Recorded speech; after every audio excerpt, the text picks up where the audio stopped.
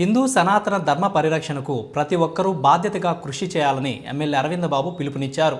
ప్రముఖ శైవ క్షేత్రమైన కోటప్పకొండ త్రికోటేశ్వర స్వామి సన్నిధిలో తిరుమల తిరుపతి దేవస్థానం ఆధ్వర్యంలో నిర్వహిస్తున్న శ్రీ వెంకటేశ్వర వేద విజ్ఞాన పీఠంలో వేద విద్యను పూర్తి చేసుకున్న విద్యార్థులకు యోగ్యతా పత్రాలు అందజేసే ప్రధాన కార్యక్రమంలో ఆయన ముఖ్య అతిథిగా పాల్గొన్నారు. ఈ సందర్భంగా ఎమ్మెల్యే మాట్లాడుతూ వేద విద్య భారతీయ సంస్కృతి సాంప్రదాయాలకు ప్రాణాధారమని పేర్కొన్నారు. యువత వేద విద్యను అభ్యసించడం ద్వారా నైతిక విలువలు పెంపొందుతాయని, సమాజానికి ఆదర్శంగా నిలుస్తారని తెలిపారు. ఈ కార్యక్రమంలో వేద విద్యార్థులు వేద మంత్రోచ్చరణతో సభను మంత్రముగ్ధులు చేశారు. అనంతరం విద్యార్థులకు యోగ్యతా పత్రాలను ఎమ్మెల్యే చేతుల మీదుగా అందజేశారు. ఈ కార్యక్రమంలో వేద పండితులు, టీటీడీ అధికారులు, ఆలయ అర్చకులు, వేద పండితులు, స్థానిక ప్రజాప్రతినిధులు పాల్గొన్నారు. వెంకటేశ్వర వేద విజ్ఞాన పీఠం మరి దైవజ్ఞులు దైవజనులందరూ కూడా ఈ కార్యక్రమంలో పాల్గొన్నారు. ఇక్కడ అందరే వస్తే అది కడుపు నిండినట్టుగా ఉంది. చక్క సంస్కృత పీఠంలో మనం అందరం కూడా ఇక్కడ ఉన్నాము. మరి ఇది ఆ రోజుల్లో డాక్టర్ కోడెల గారు మరి తెలుగుదేశం పార్టీ హయాంలో దీన్ని స్థాపించడం అనేది చాలా గొప్ప విశేషం.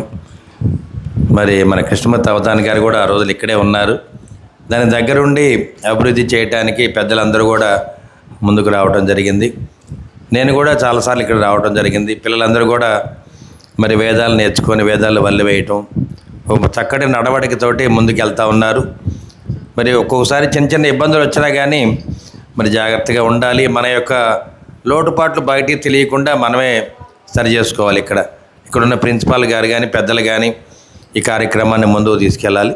ఈ త్రికోటేశ్వర పాదాల చెంత ఈ వేద విజ్ఞాన పాఠశాల వెంకటేశ్వర వేద విజ్ఞాన పాఠశాల ఉండటం అనేది చాలా గొప్ప విశేషం. కాబట్టి శివరూపాయ విష్ణురూపాయ ఇద్దరు ఒకటే కాబట్టి రెండు కూడా కలగలిపి మన ఈ కార్యక్రమాన్ని ముందుకు తీసుకెళ్ళాలి.